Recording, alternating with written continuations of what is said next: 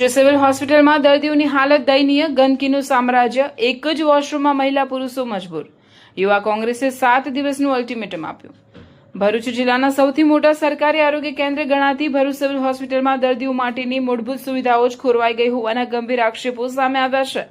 રોજ હજારો દર્દીઓ સારવાર માટે હોસ્પિટલમાં પહોંચતા હોવા છતાં શૌચાલયોની દયનીય સ્થિતિ, ગંદકીનું સામ્રાજ્ય અને અપૂરતી વ્યવસ્થાના કારણે દર્દીઓ તેમજ તેમના સ્વજનો ભારે હાલાકીનો સામનો કરી રહ્યા હોવાનું જણાવવામાં આવ્યું છે.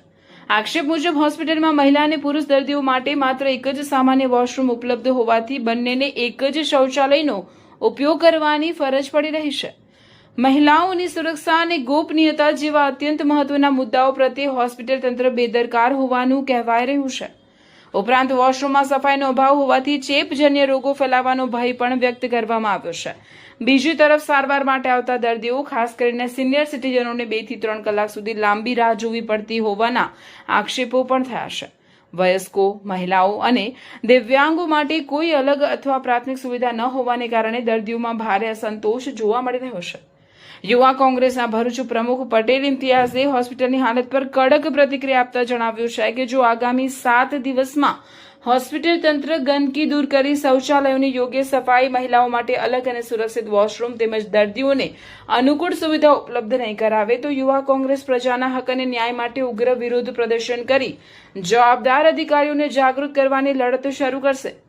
ભરૂચ સિવિલ હોસ્પિટલ જેવી મહત્વપૂર્ણ સરકારી આરોગ્ય સંસ્થામાં આવી બેદરકારીના આક્ષેપો સામે આવતા હવે આરોગ્ય વિભાગ અને હોસ્પિટલ તંત્ર ક્યારે જાગશે અને દર્દીઓને માનવ સહજ સુવિધાઓ ઉપલબ્ધ કરાવશે કે કેમ તેના પર સૌની નજર મંડાઈ છે.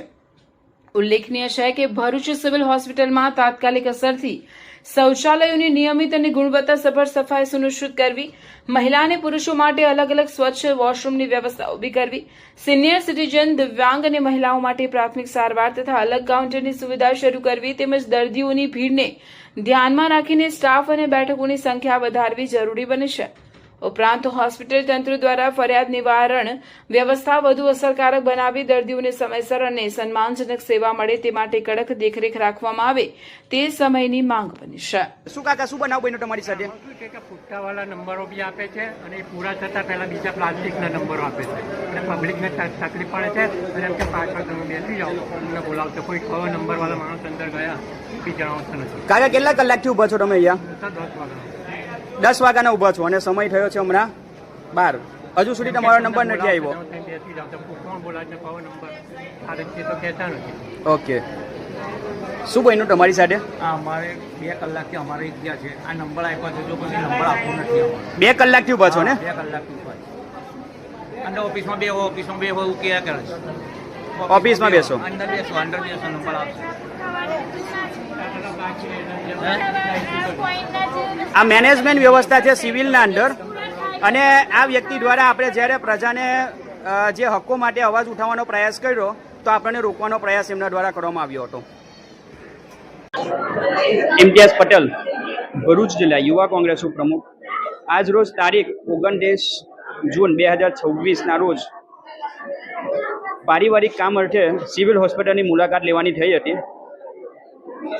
તો છેલ્લા 2-2.5 મહિના પહેલાં જે અહીંયા દ્રશ્ય નજરે પડ્યો હતો એ દ્રશ્ય ફરીવાર અહીંયા નજરે પડ્યું છે, જેના થકી મીડિયા અને સોશિયલ મીડિયાના માધ્યમથી ભરૂચ જિલ્લા વહીવટી પ્રશાસન, મીડિયા અને સોશિયલ મીડિયાના જે મારા સાથી મિત્રો છે તેમને રિક્વેસ્ટ વિનંતી કરી રહ્યો છું કે આ સંદેશને તમે ભરૂચ જિલ્લા વહીવટી ઊંઘતા પ્રશાસન અને ખાસ કરી જે સિવિલ મેનેજમેન્ટ જે હોસ્પિટલ ચલાવી રહેલા છે એડમિનિસ્ટ્રેશન સુધી પહોંચાડશો. કારણ કે અહીંયા આ વિડીયોમાં જોઈ શકો છો કે દરરોજની જે સામાન્ય જનતા છે એ દરરોજની હજારોની સંખ્યામાં સિવિલ ખાતે આવીને પોતાનું અને પોતાના પરિવારની જે પણ ચિકિત્સાનું કામ હોય છે એ કરાવે છે. ત્યારે સિવિલ હોસ્પિટલની કેટલી બેદરકારી છે એ તમે વિડીયોમાં જોયું હશે. સૌ પ્રથમની તો વાત કરીએ કે અહીંયા મહિલાઓ માટે કોઈ પણ પ્રકારની સુરક્ષા નથી. સાથોસાથ વાત રહી મહિલાઓ અને પુરુષ માટે કોઈ પણ પ્રકારનું અલગ શૌચાલયની વ્યવસ્થા નથી. છેલ્લા 4-5 મહિનાથી આ પરિસ્થિતિ અહીંયા છે, જેની મૌખિક રજૂઆત આપણે અગાઉ પણ કરી હતી અને અગાઉ 3 વર્ષ પહેલાં પણ ફેસબુક લાઈવ ઇન્ડિયાના માધ્યમથી ભરૂચ જિલ્લા વહીવટી પ્રશાસનને આપણે આ સંદેશ પહોંચાડ્યો હતો. આજે આ જ પરિસ્થિતિ આપણે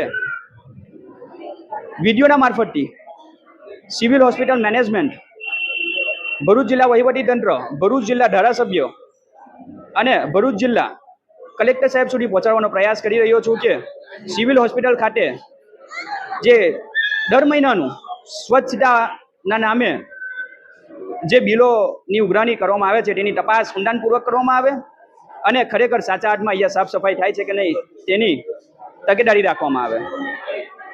ઇમ્તિયાઝ પટેલ એક જાગૃત નાગરિક, એક જાગૃત નવયુવાન તરીકે મેનેજમેન્ટ અને ભરૂચ જિલ્લા વહીવટી પ્રશાસનને વિનંતી કરી રહ્યો છું કે આવનાર સોમવાર સુધી જો અહીંયા લેડીઝ અને જેન્ટ્સ માટે અલગ શૌચાલયની વ્યવસ્થા ઊભી કરવામાં નહીં આવે, અહીંયા જે શૌચાલયો છે તેની સાફ સફાઈ કરવામાં નહીં આવે, તો આવતા સોમવારે મારા જે પણ સાથી મિત્રો છે, જાગૃત નવયુવા વર્ગ છે અને બુદ્ધિજીવી વર્ગ સાથે ભેગા મળીને સિવિલ હોસ્પિટલ ખાતે એનો વિરોધ દર્શાવીશું અને પ્રજા માટે ન્યાય અને હક માટે અવાજ ઉઠાવીશું.